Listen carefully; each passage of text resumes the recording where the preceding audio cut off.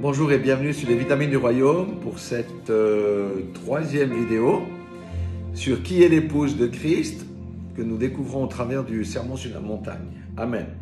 Comme mentionné dans l'introduction, je répéterai à chacune de mes vidéos, nous allons découvrir en détail qui est l'épouse de Christ, car nous sommes dans les temps de la fin et nous savons que l'heure est avancée et que l'époux est déjà en chemin pour venir chercher son épouse sans tache ni ride ni quoi que ce soit selon Éphésiens 5,27. Et au travers, nous allons découvrir comment, au travers du sermon sur la montagne, ces premières 7 vidéos, mais aussi au travers de 7 femmes. Esther, Ruth la Moabite, Rahab la prostituée, la Sulamite de Cantique des Cantiques, la femme vertueuse de Proverbe 31, Marie, la sœur de Marthe, et finalement l'apothéose, l'épouse selon Psaume 45, l'épouse qui entre dans les noces. Alléluia. Donc c'est une série qui est des plus importantes, qui permettra à chacun de se situer, de s'examiner, de se projeter dans le futur, de prendre les décisions qu'il convient de prendre, de marcher sur le sentier étroit et surtout de se préparer au retour de l'époux et à entrer dans les noces de l'agneau. Et personne ne peut faire l'économie de comprendre qui est l'épouse de Christ. Personne, car soit quelqu'un en possède les attributs ou non, ne les possède pas. Amen. Nous avons vu dans les 2 premières vidéos que l'humilité spirituelle, c'est-à-dire reconnaître la toute-suffisance de Dieu dans notre vie et notre propre insuffisance à nous sauver, à vivre correctement, était la première des qualités de l'épouse de Jésus-Christ pour entrer dans le royaume des cieux. Selon Matthieu 5, 2 et 3. Et la deuxième chose, c'est la capacité de l'épouse, en fait nous sommes sa fiancée pour le moment encore, à se repentir selon Matthieu 5, verset 4. C'était donc les 2 premières qualités de l'épouse mentionnées dans le sermon sur la montagne. Maintenant, nous allons poursuivre et voir des choses très intéressantes dans Matthieu 5, 5. Je lis la parole qui déclare ceci: heureux sont ceux qui sont doux et humbles, doux, ceux qui renoncent à leurs droits, car Dieu leur donnera la terre en héritage. Je répète parce que je me suis fourché un peu. Heureux ceux qui sont humbles et doux, ceux qui renoncent à leurs droits, très important, car Dieu leur donnera la terre en héritage. C'est la version parole vivante qui est beaucoup plus compréhensible que certaines autres traductions. Remarquez tout d'abord l'objectif heureux. Ça a été le cas dans tous les autres versets qu'on a déjà vus qui qualifient l'épouse de Christ. Heureux ceux qui. Et Jésus a aussi dit dans Matthieu 13, 17, maintenant que vous savez ces choses et que vous les avez comprises, vous serez heureux à condition d'agir en conséquence. Ça veut dire en d'autres termes, pourvu que nous les pratiquions. Connaître les choses c'est bien, mais les pratiquer, ça nous permet d'entrer dans la dynamique de la chose. Amen. Et de ne point manquer le but. Alors, humble et doux.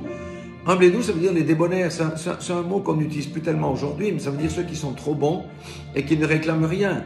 Et ça manifeste aussi quoi? Le caractère de l'agneau. Des fois, il préfère se laisser tondre plutôt que d'aller guerroyer, d'entrer dans des combats stupides. Il ne réclame rien.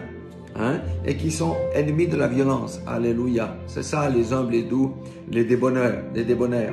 Alors, maintenant, remarquez qu'il dit aussi qu'ils prendront possession de la terre. C'est difficile à dire quand.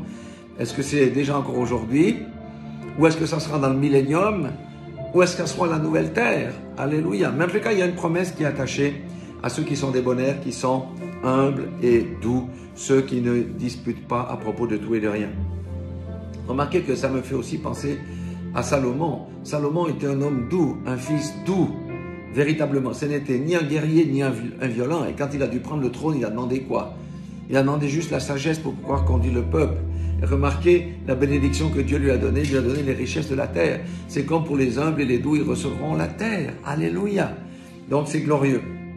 Donc c'est vraiment merveilleux. Remarquez qu'il a bien dit ici, vous voyez, l'humilité repointe le bout de son nez.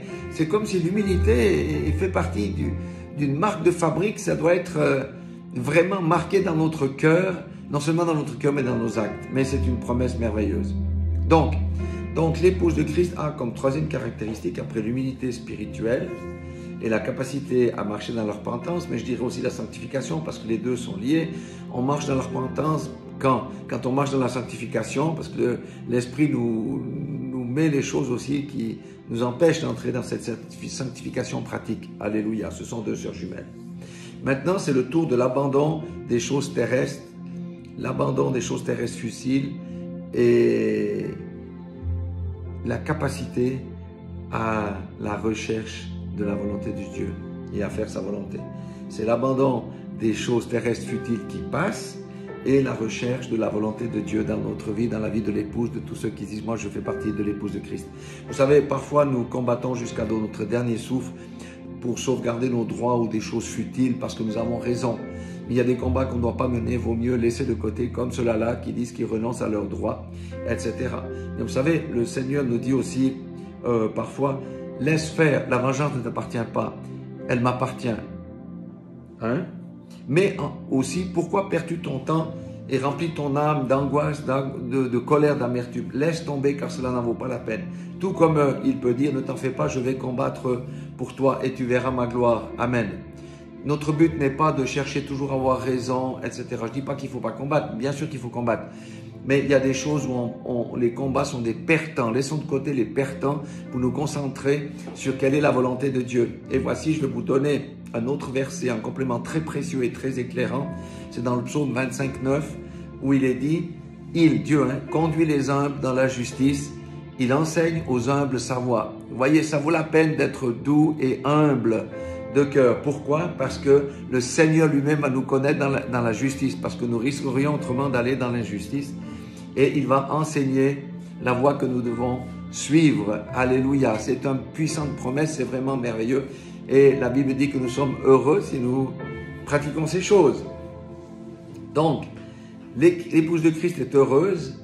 Pourquoi? Parce qu'elle est détachée des choses futiles de ce monde qui passe et ne perd pas son temps systématiquement à démontrer, à disputer son bon droit, à démontrer qu'elle a raison, mais plutôt cherche la volonté de Dieu et à se concentrer sur la volonté de Dieu et elle accepte d'être conduite par son roi, son souverain, et plus par son moi intérieur qui dit « va guerroyer, va demander, va exiger » et toutes ces choses-là. Voilà, quel abandon, c'est merveilleux. Soyez tous bénis dans le nom puissant de Jésus-Christ de Nazareth. Alléluia.